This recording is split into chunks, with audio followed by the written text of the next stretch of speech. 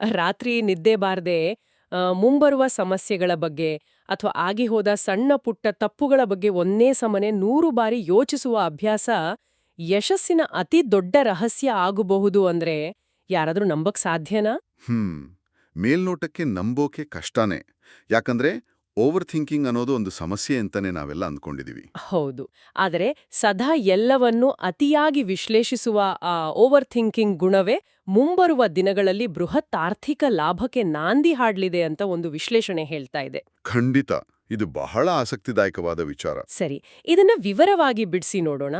ಇಂದಿನ ನಮ್ಮ ಈ ಆಳವಾದ ಚರ್ಚೆಗೆ ನಾವು ಆರಿಸಿಕೊಂಡಿರೋ ವಿಷಯ ತುಲಾ ರಾಶಿಯ ಸುವರ್ಣೋದಯ, ದೈವಿಕ ಮಾರ್ಗದರ್ಶನ ಮತ್ತು ಸಮೃದ್ಧಿ ಅನ್ನೋ ಒಂದು ಅತ್ಯಂತ ಕುತೂಹಲಕಾರಿ ಮೂಲಪಠ್ಯ. ನಮ್ಮ ಈ ಚರ್ಚೆಯ ಉದ್ದೇಶ ಕೇವಲ ಯಾವುದೋ ಒಂದು ಜ್ಯೋತಿಷ್ಯದ ಭವಿಷ್ಯವಾಣಿಯನ್ನ ಓದಿ ಮುಗಿಸೋದಲ್ಲ, ಬದಲಾಗಿ ತುಲಾ ರಾಶಿಯವರ ವ್ಯಕ್ತಿತ್ವದ ವಿಶಿಷ್ಟತೆಗಳು, ಅವರಿಗೆ ಕಾದಿರುವ ಬೃಹತ್ ಆರ್ಥಿಕ ಬದಲಾವಣೆಗಳು, ಹಾಗೆ ಈ ಬದಲಾವಣೆಗಳನ್ನ ದೈನಂದಿನ ಜೀವನದಲ್ಲಿ ಹೇಗೆ ಅಳವಡಿಸ್ಕೋಬಹುದು ಅನ್ನೋದರ ಸಂಪೂರ್ಣ ಚಿತ್ರಣವನ್ನ ಬಿಡಿಸಿಡೋದು. ಇಲ್ಲಿ ಅತ್ಯಂತ ಕುತೂಹಲಕಾರಿ ಸಂಗತಿ ಏನಂದ್ರೆ, ಈ ಮೂಲ ಪಠ್ಯ ಕೇವಲ ಆಕಾಶದಿಂದ ಇದ್ದಕ್ಕಿದ್ದಂತೆ ಉದುರುವ ಲಾಟರಿ ಅದೃಷ್ಟದ ಬಗ್ಗೆ ಮಾತಾಡ್ತಾ ಇಲ್ಲ. ಓಕೆ, ಲಾಟ್ರಿ ಅಲ್ಲ ಅಂದ್ರೆ ಮತ್ ಯಾವ ರೀತಿಯ ಅದೃಷ್ಟ ಇದು? ಇದು ತುಲಾರಾಶಿಯವರ ದೀರ್ಘಕಾಲದ ಕಠಿಣ ಪರಿಶ್ರಮ, ಅವರ ಸಹಜ ಒಳ್ಳೆಯತನ ಮತ್ತು ಈಗ ಒದಗಿ ಬರ್ತಾ ಇರೋ ದೈವಿಕ ಕೃಪೆ, ಇವು ಮೂರು ಒಟ್ಟಾಗಿ ಹೇಗೆ ಒಂದು ಅಗಾಧವಾದ ಶಕ್ತಿಯಾಗಿ ಕೆಲಸ ಮಾಡ್ಲಿವೆ ಅನ್ನೋದರ ಸ್ಪಷ್ಟ ಮುನ್ಸೂಚನೆ.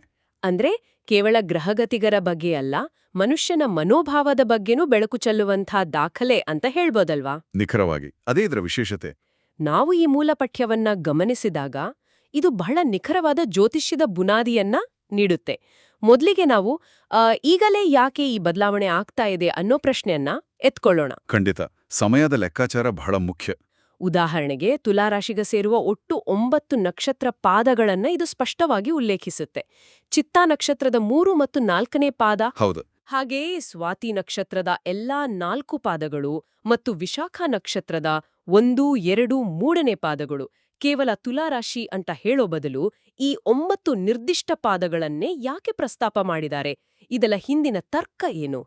ಅಂದ್ರೆ ನೋಡಿ, ಆ 9 ನಕ್ಷತ್ರ ಪಾದಗಳು ಆಕಾಶದಲ್ಲಿನ ಕೇವಲ ಬಿಂದುಗಳಲ್ಲ. ಅವು ಒಂಥರ ಮನುಷ್ಯನ ಜೀವನದ ಪ್ರಯಾಣವನ್ನ ಸೂಚಿಸುವ ನಿರ್ದಿಷ್ಟ GPS ನಿರ್ದೇಶಾಂಕಗಳು ಇದ್ದಾಗೆ. ಓಹೋ, GPS ತರ. ಹೌದು, ಈ ನಿರ್ದಿಷ್ಟ ಪಾದಗಳಲ್ಲಿ ಜನಿಸಿದ ಪ್ರತಿಯೊಬ್ಬರಿಗೂ ಈಗ ಒಂದು ನಿರ್ಣಾಯಕ ತಿರುವು ಕಾದಿದೆ. ಶುಕ್ರಗ್ರಹ ತುಲಾರಾಶಿ ಅಧಿಪತಿ ಆಗಿರೋದ್ರಿಂದ ಸ್ವಾಭಾವಿಕವಾಗಿ ಇವರಲ್ಲೊಂದು ವಿಶೇಷವಾದ ಗ್ರಹಶಕ್ತಿ ಇರುತ್ತೆ. ಶುಕ್ರ ಅಂದ್ರೆ ಸಾಮಾನ್ಯವಾಗಿ ಸೌಂದರ್ಯ, ಕಲೆ ಅಂತ ಅನ್ಕೊಳ್ತೇವಲ್ವಾ? ನಿಜ, ಶುಕ್ರ ಕೇವಲ ಸೌಂದರ್ಯ ಮತ್ತು ಆಕರ್ಷಣೆಯ ಸಂಕೇತ ಮಾತ್ರ ಅಲ್ಲ, ಅದು ಸಮೃದ್ಧಿ, ಕಲೆ ಮತ್ತು ಸಮತೋಲನದ ಗ್ರಹ ಕೂಡ ಹೌದು. ಈ ಗ್ರಹದ ಪ್ರಭಾವದಿಂದಾಗಿ ಅವರು ಯಾವುದೇ ಕೆಲಸವನ್ನು ಪ್ರಾರಂಭಿಸಿದ್ರೂ ಅದು ಅಂತಿಮವಾಗಿ ಲಾಭದ ಕಡೆಗೆ ತಿರುಗುವ ಒಂದು ನೈಸರ್ಗಿಕ ಒಲವನ್ನ ಹೊಂದಿರುತ್ತೆ. ಅರೆ, ಇದು ಬಹಳ ಕುತೂಹಲಕಾರಿಯಾಗಿದೆ. ಈಗ ಗ್ರಹಗಳ ಸ್ಥಾನಗಳು, ವಿಶೇಷವಾಗಿ ಗುರು ಮತ್ತು ಶನಿಯ ಚಲನೆಗಳು ಈ 9 ಪಾದಗಳ ಪರವಾಗಿ ನಿಖರವಾಗಿ ಹೊಂದ್ಕೊಳ್ತಾ ಇದೆ. ಕಾರಣಕ್ಕಾಗಿಯೇ ಈಗಲೇ ಈ ಬದಲಾವಣೆ ಆಗ್ತಾ ಇದೆ ಅಂತ ಹೇಳ್ತಾ ಇರೋದು. ಅರ್ಥ ಆಯ್ತು. ಈ ಪಠ್ಯದಲ್ಲಿ ತುಲಾರಾಶಿಯವರ ಗುಣಲಕ್ಷಣಗಳನ್ನ ಬಹಳ ಸೂಕ್ಷ್ಮವಾಗಿ ವಿವರಿಸಿದ್ದಾರೆ.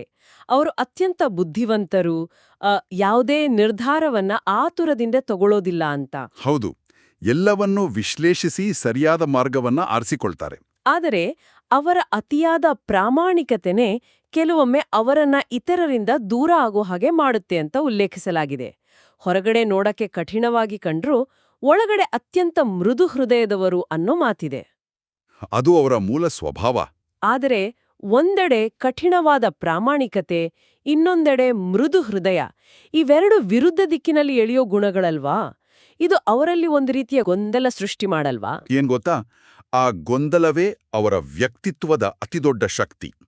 ಅವರಲ್ಲಿ ಸಹಾನುಭೂತಿ ಎಷ್ಟಿರುತ್ತೆ ಅಂದ್ರೆ, ಬೇರೆಯವರ ಕಷ್ಟವನ್ನ ನೋಡಿದಾಗ ತಮ್ಗೆ ಲಾಭ ಇದೆಯೋ ಇಲ್ವೋ ಅಂತ ಯೋಚಿಸದೆ ಸಹಾಯಕ್ಕೆ ಧಾವಿಸ್ತಾರೆ.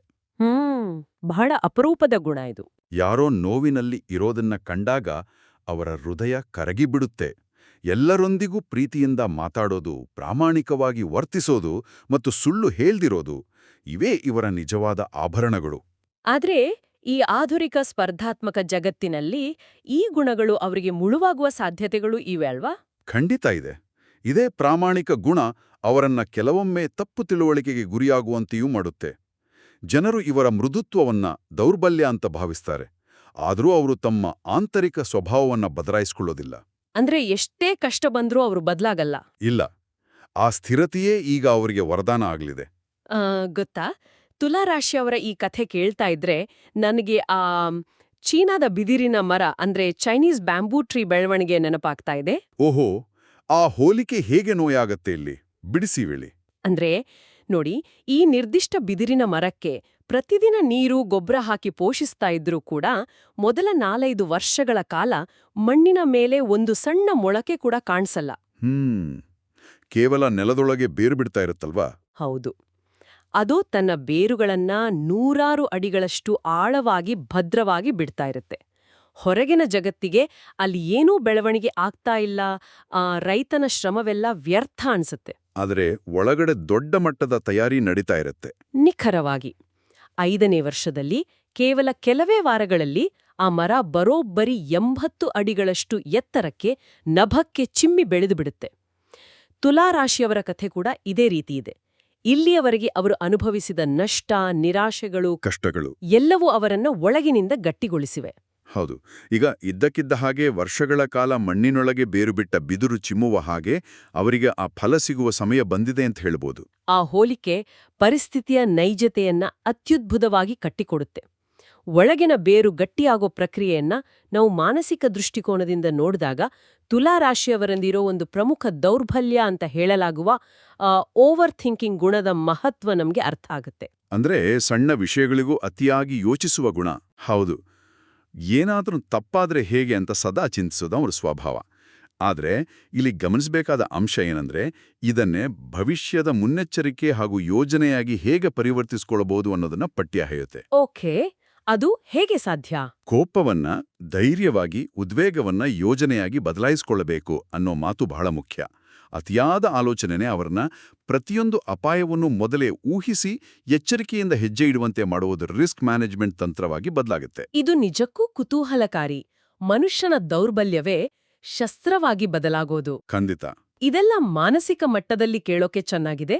ಆದ್ರೆ ಈ ಮಾನಸಿಕ ಗುಣಗಳು ಮತ್ತು ಈ ಆಲೋಚನಾ ಲಹರಿ ಬ್ಯಾಂಕ್ ಖಾತೆಯ ಹಣವಾಗಿ ಅಥವಾ ನೈಜ ಪ್ರಗತಿಯಾಗಿ ಹೇಗೆ ಬದಲಾಗುತ್ತೆ? ಇದು ಎಲ್ಲರನ್ನೂ ಕಾಡುವ ಮುಖ್ಯವಾದ ಪ್ರಶ್ನೆ. ಯಾಕಂದ್ರೆ ವಾಸ್ತವಿಕ ವಿಚಾರಗಳ ಕಡೆ ಗಮನ ಹರಿಸಿದಾಗ ಮುಂಬರುವ ದಿನಗಳಲ್ಲಿ ತುಲಾರಾಶಿಯವರು ಕುಟುಂಬ, ಆರ್ಥಿಕ ಪರಿಸ್ಥಿತಿ ಮತ್ತು ವೈಯಕ್ತಿಕ ಜೀವನದಲ್ಲಿ ದೊಡ್ಡ ಸಿಹಿ ಸುದ್ದಿಗಳನ್ನ ಕೇಳಲಿದ್ದಾರೆ ಅಂತ ದಾಖಲೆ ಹೇಳ್ತಾ ಇದೆ. ಆ ಬದಲಾವಣೆಗಳು ಬಹಳ ಪ್ರಾಯೋಗಿಕವಾಗಿವೆ. ವಿಶೇಷವಾಗಿ ಆರ್ಥಿಕ ವಿಚಾರದಲ್ಲಿ, ಹಣಕಾಸಿನ ವಿಷಯದಲ್ಲಿ ಬಹಳ ದೊಡ್ಡ ಮಟ್ಟದ ನೆಮ್ಮದಿ ಸಿಗಲಿದೆ ಅಂತ ಉಲ್ಲೇಖಿಸಲಾಗಿದೆ.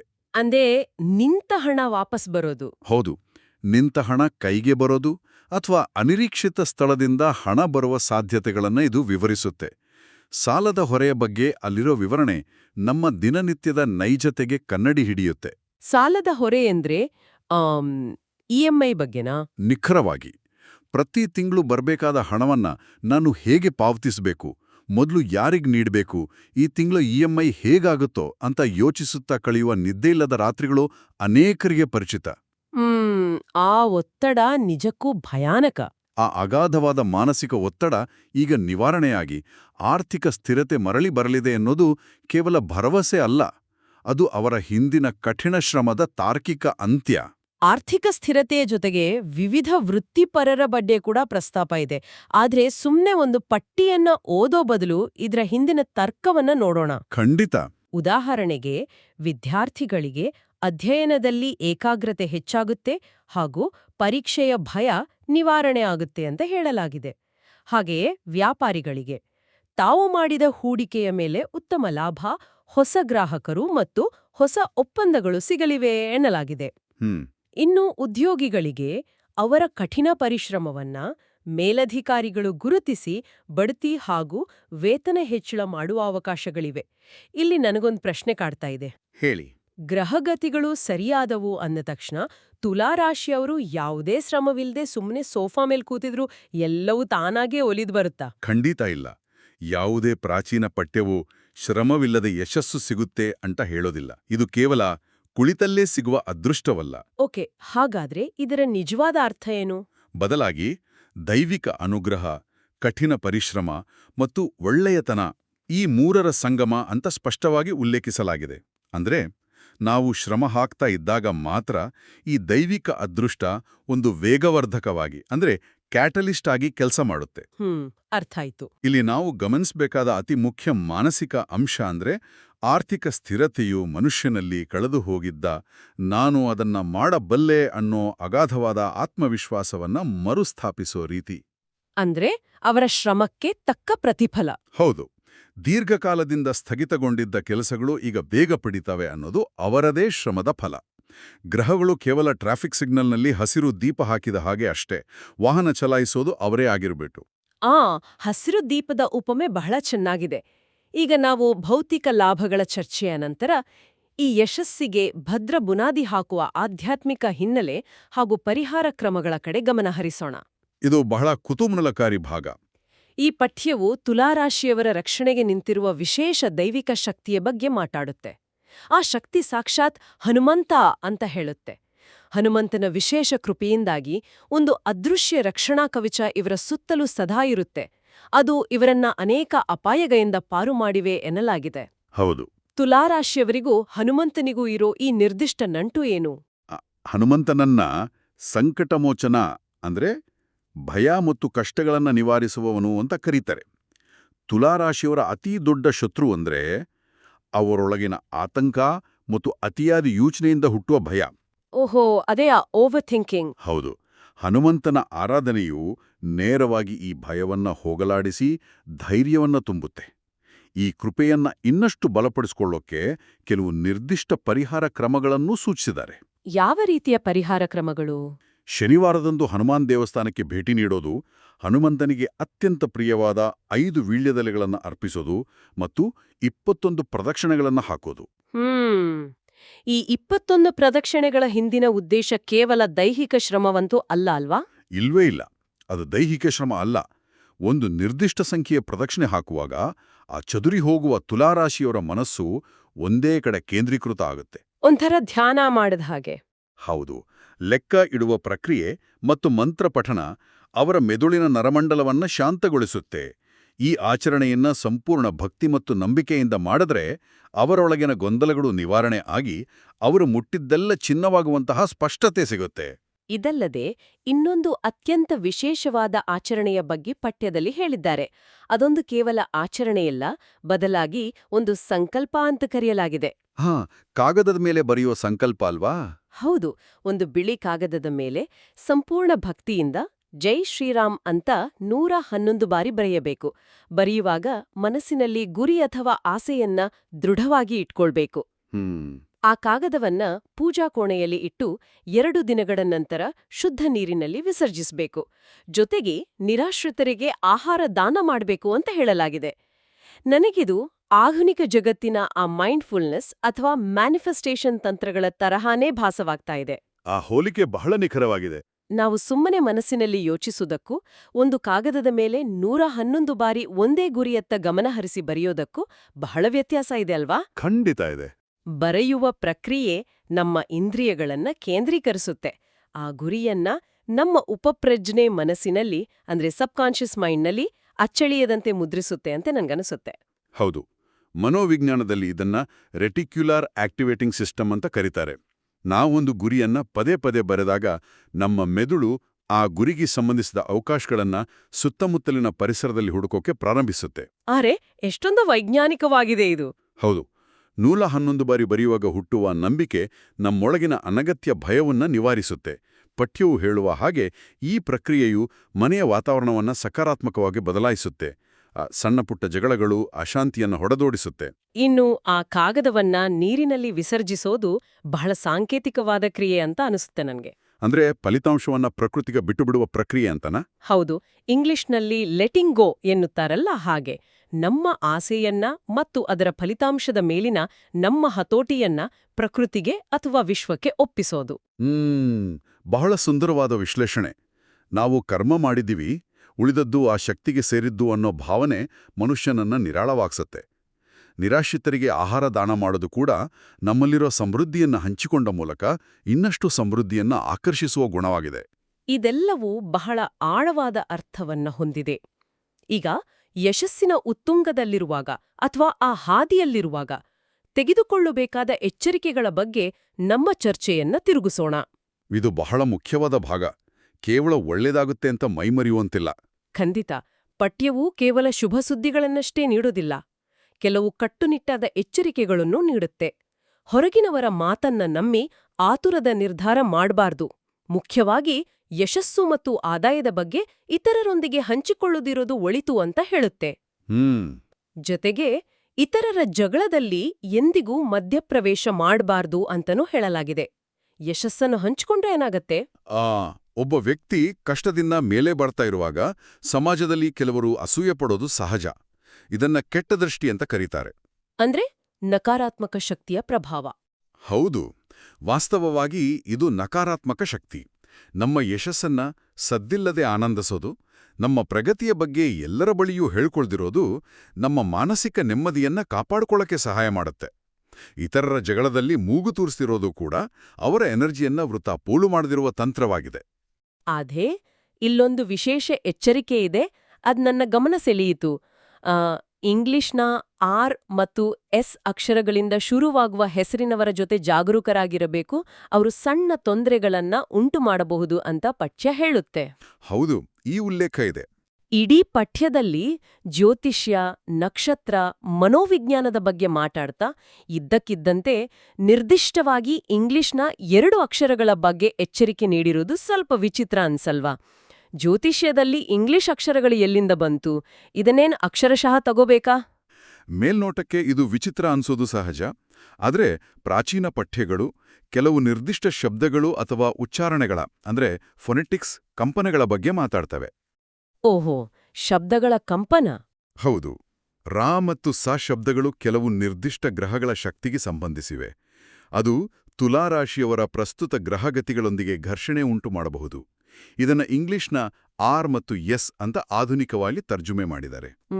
ಅಂದ್ರೆ ಇದರ ಹಿಂದಿನ ಆಳವಾದ ಅರ್ಥ ಬೇರೇನೇ ಇದೆ. ಖಂಡಿತ. ನಾವು ಅದನ್ನ ಗ್ರಹಿಸಬೇಕು. ಯಶಸ್ಸಿನ ಹಾದಿಯಲ್ಲಿರುವಾಗ ಸಂಬಂಧಗಳಲ್ಲಿ ಗಡಿಗಳನ್ನ ಅಂದ್ರೆ ಬೌಂಡ್ರೀಸ್ ರೂಪಿಸ್ಕೊಳ್ಳೋದು ಎಷ್ಟು ಮುಖ್ಯ ಅನ್ನೋದನ್ನ ಇದು ಸೂಚಿಸುತ್ತೆ. ಕೇವಲ ಅಕ್ಷರಗಳಿಗಿಂತ ಹೆಚ್ಚಾಗಿ ಯಾರು ನಮ್ಮ ಶಕ್ತಿಯನ್ನ ಕುಗ್ಗಿಸಬಹುದು, ಅಂದ್ರೆ ಎನರ್ಜಿ ಡ್ರೈನರ್ಸ್ ಯಾರು ಅನ್ನೋದನ್ನ ಗುರುತಿಸಿ ಅಂತರ ಕಾಯ್ದುಕೊಳ್ಳುವ ಎಚ್ಚರಿಕೆಯ ಗಂಟೆಗಿದಾಗಿದೆ. ಅಂದ್ರೆ ನಮ್ಮ ಸುತ್ತಲಿನ ಎಲ್ಲರನ್ನೂ ಕುರುಡಾಗಿ ನಂಬಬಾರದು ಅನ್ನೋದು ಇದರ ಒಳಾರ್ಥ. ಇನ್ನು ಕೆಲವು ಪ್ರಾಯೋಗಿಕ ಮಾರ್ಗಸೂಚಿಗಳನ್ನು ಇಲ್ಲಿ ನೀಡಿದ್ದಾರೆ. ಬಣ್ಣಗಳ ಬಗ್ಗೆ ಅಲ್ವಾ? ಹೌದು. ಹೊಸ ಕೆಲಸಗಳನ್ನ ಪ್ರಾರಂಭಿಸಲು ಸೋಮವಾರ ಮತ್ತು ಶನಿವಾರ ಅತ್ಯಂತ ಶುಭ ದಿನಗಳು ಅಂತ ಹೇಳಲಾಗಿದೆ. ಆದ್ರೆ ಈ ದಿನಗಳಲ್ಲಿ ನೀಲಿ ಬಣ್ಣದ ಬಟ್ಟೆ ಧರಿಸಬಾರದು ಅನ್ನೋ ಎಚ್ಚರಿಕೆನೂ ಇದೆ. ದಿನ ವಿಜ್ಞಾನ ಏನು? ತುಲಾರಾಶಿಯ ಚಿಹ್ನೆ ತಕ್ಕಡಿ ಅಂದ್ರೆ ದ ಸ್ಕೇಲ್ಸ್. ಇದು ಸಮತೋಲನದ ಸಂಕೇತ. ಸಂಖ್ಯೆ 2 ಪಾಲುದಾರಿಕೆ, ದ್ವಂದ್ವಗಳ ನಡುವಿನ ಸಮತೋಲನ ಮತ್ತು ಸಾಮರಸ್ಯವನ್ನ ಪ್ರತಿನಿಧಿಸುತ್ತೆ. ಇದು ತುಲಾರಾಶಿಯವರ ಮೂಲ ಸ್ವಭಾವ. ಇನ್ನು ಬಣ್ಣಗಳ ವಿಚಾರಕ್ಕೆ ಬಂದ್ರೆ ಹಸಿರು, ಕೆಂಪು ಮತ್ತು ಹಳದಿ ಬಣ್ಣಗಳು ಅತ್ಯಂತ ಸ್ಪಷ್ಟವಾದ ಮತ್ತು ಶಕ್ತಿಯುತವಾದ ಅಂದ್ರೆ ವೈಬ್ರೆಂಟ್ ಆಗಿರೋ ಬಣ್ಣಗಳು. ತುಲಾರಾಶಿಯವರು ಅತಿಯಾಗಿ ಯೋಚಿಸಿ ಸುಸ್ತಾದಾಗ ಈ ಬಣ್ಣಗಳು ಅವರಿಗೆ ಹೊಸ ಚೈತನ್ಯ ಮತ್ತು ಆತ್ಮವಿಶ್ವಾಸವನ್ನು ನೀಡ್ತವೆ. ಓಕೆ, ಹಾಗಾದ್ರೆ ಶನಿವಾರ ನೀಲಿ ಬಣ್ಣ ಯಾಕೆ ಬೇಡ ಅಂದಿದ್ದಾರೆ? ಯಾಕಂದ್ರೆ ಜ್ಯೋತಿಷ್ಯದ ಪ್ರಕಾರ ನೀಲಿ ಶನಿಗೆ ಸಂಬಂಧಿಸಿದ್ದು. ಪ್ರಸ್ತುತ ಗೋಚಾರದಲ್ಲಿ ಆ ಬಣ್ಣದ ಶಕ್ತಿ ತುಲಾರಾಶಿಯವರ ನಿರ್ಧಾರಗಳ ಮೇಲೆ ಮಂಕು ಕವಿಯುವ ಹಾಗೆ ಮಾಡಬಹುದು. ಹಾಗಾಗಿ ಈ ಬಣ್ಣಗಳು ಮತ್ತು ದಿನಗಳ ಆಯ್ಕೆ ಕೇವಲ ಮೂಢನಂಬಿಕೆ ಅಲ್ಲ, ಅದು ಮನುಷ್ಯನ ಮನಸ್ಸಿಗೆ ಒಂದು ರೀತಿಯ ಶಿಸ್ತು, ಎಚ್ಚರಿಕೆ ಮತ್ತು ವಿಶ್ವಾಸವನ್ನ ತಂದುಕೊಡುವ ಸಾಧನ. ಇದೆಲ್ಲವನ್ನು ಒಟ್ಟಾಗಿ ಸೇರಿಸಿ ನೋಡ್ದಾಗ ಈ ಎಲ್ಲ ಆಚರಣೆಗಳು, ಎಚ್ಚರಿಕೆಗಳು ಮತ್ತು ಸಲಹೆಗಳ ಹಿಂದಿನ ಮೂಲ ಉದ್ದೇಶ ಒಂದೇ ಅಂತ ತೋರುತ್ತೆ. ತುಲಾರಾಶಿಯವರು ತಮ್ಮ ಗುರಿಯತ್ತ ಯಾವುದೇ ಅಡೆತಡೆಗಳಿಲ್ಲದೆ ಸ್ಪಷ್ಟತೆಯಿಂದ ಮತ್ತು ಸ್ಥಿರತೆಯಿಂದ ಸಾಗಲಿ ಅನ್ನೋದು. ಖಂಡಿತ, ಅದೇ ಇದರ ಮುಖ್ಯ ಉದ್ದೇಶ. ಸರಿ, ನಾವು ಈ ಚರ್ಚೆಯ ಅಂತಿಮ ಘಟ್ಟಕ್ಕೆ ಬಂದಿದ್ದೀವಿ. ಒಟ್ಟಾರೆಯಾಗಿ ಹೇಳೋದಾದ್ರೆ ಈ ಮೂಲ ಪಠ್ಯ ತುಲಾರಾಶಿಯವರ ದೀರ್ಘಕಾಲದ ತಾಳ್ಮೆ, ಅದಕ್ತಕ್ಕಂತೆ ಒಲಿದ್ ಬರ್ತಾ ಇರೋ ದೈವಿಕ ಶಕ್ತಿಯ ಬೆಂಬಲ, ಭವಿಷ್ಯದಲ್ಲಿ ಅವರಿಗಾಗುವ ಆರ್ಥಿಕ ಹಾಗೂ ಕೌಟುಂಬಿಕ ಅಭಿವೃದ್ಧಿ ಮತ್ತು ಅವರು ತಗೊಳ್ಬೇಕಾದ ಎಚ್ಚರಿಕೆಗಳ ಒಂದು ಸ್ಪಷ್ಟವಾದ ರೇಖಾಚಿತ್ರವನ್ನ ನಮ್ಮುಂದಿಟ್ಟಿದೆ. ಹೌದು. ಅವರ ಕಠಿಣ ಪರಿಶ್ರಮ ಮತ್ತು ಪ್ರಾಮಾಣಿಕತೆಗೆ ಕೊನೆಗೂ ಬೆಲೆ ಸಿಗುವ ಕಾಲ ಸನ್ನಿಹಿತವಾಗಿದೆ ಅಲ್ವಾ? ಖಂಡಿತ. ಅವರು ಇಲ್ಲಿಯವರೆಗೆ ಪಟ್ಟ ಕಷ್ಟಗಳು, ಅನುಭವಿಸಿದ ಅವಮಾನಗಳು ಯಾವುದೂ ವ್ಯರ್ಥ ಆಗಿಲ್ಲ. ಆ ಪ್ರತಿಯೊಂದು ಕಷ್ಟವೂ ಮುಂಬರುವ ಬೃಹತ್ ಯಶಸ್ಸಿಗೆ ಭದ್ರವಾದ ಅಡಿಪಾಯವನ್ನು ನಿರ್ಮಿಸಿವೆ ಅನ್ನೋದನ್ನ ಈ ಪಠ್ಯ ಅತ್ಯಂತ ಸಕಾರಾತ್ಮಕವಾಗಿ ತಿಳಿಸುತ್ತೆ. ಭಯವನ್ನ ಬಿಟ್ಟು ತಮ್ಮದೇ ನಿರ್ಧಾರಗಳ ಮೇಲೆ ನಂಬಿಕೆ ಇಟ್ಟು ಮುನ್ನಡೆಯಲು ಇದು ಪ್ರೇರೇಪಿಸುತ್ತೆ. ಚರ್ಚೆಯನ್ನ ಮುಕ್ತಾಯಗೊಳಿಸುವ ಮುನ್ನ ಈ ಎಲ್ಲ ಅಂಶಗಳನ್ನ ಆಲಿಸಿದ ನಾವೆಲ್ಲರೂ ಯೋಚಿಸಬೇಕಾದ ಒಂದು ಆಳವಾದ ಪ್ರಶ್ನೆ ಇದೆ. ಅದೇನು ಅಂತ ಹೇಳಿ. ಈ ಪಠ್ಯದಲ್ಲಿ ಹೇಳಿರುವ ಹಾಗೆ ನಮ್ಮ ಬೆನ್ನಿಂದೇ ಒಂದು ಅದೃಶ್ಯ ದೈವಿಕ ಶಕ್ತಿ ಸದಾ ರಕ್ಷಣೆಗೆ ನಿಂತಿದೆ ಅನ್ನೋ ನಂಬಿಕೆಯನ್ನೇ ತಗೊಳ್ಳಿ. ಒಮ್ಮೆ ಯೋಚಿಸಿ, ನಮ್ಮ ಹಿಂದೆ ಯಾರೋ ಇದ್ದಾರೆ, ನಮ್ಮನ್ನ ಕಾಯ್ತಾ ಇದ್ದಾರೆ ಅನ್ನೋ ಆ ನಂಬಿಕೆನೇ ಮನುಷ್ಯನಿಗೆ ಅಪಾಯಗಳನ್ನ ಎದುರಿಸುವ ಅಥವಾ ಹೊಸ ಹೆಜ್ಜೆ ಇಡುವ ಅಸಾಧಾರಣ ಧೈರ್ಯವನ್ನ ಕೊಡುತ್ತಾ? ಬಹಳ ಆಳವಾದ ಯೋಚನೆ ಇದು. ದೀರ್ಘಕಾಲ ಕತ್ತಲಲ್ಲಿ ಮುಚ್ಚಿದ್ದ ಬಾಗಿಲನ್ನ ತೆರೆಯೋ ಆ ನೈಜವಾದ ಮ್ಯಾಜಿಕ್ ಇರೋದು ಕೇವಲ ಆಕಾಶದಲ್ಲಿನ ಆ ಗ್ರಹಗಳ ಸ್ಥಾನದಲ್ಲೋ ಅಥವಾ ಆ ನಂಬಿಕೆಯಿಂದ ನಮ್ಮೊಳಗೆ ಹುಟ್ಟುವ ಅಗಾಧವಾದ ಆತ್ಮವಿಶ್ವಾಸದಲ್ಲೋ?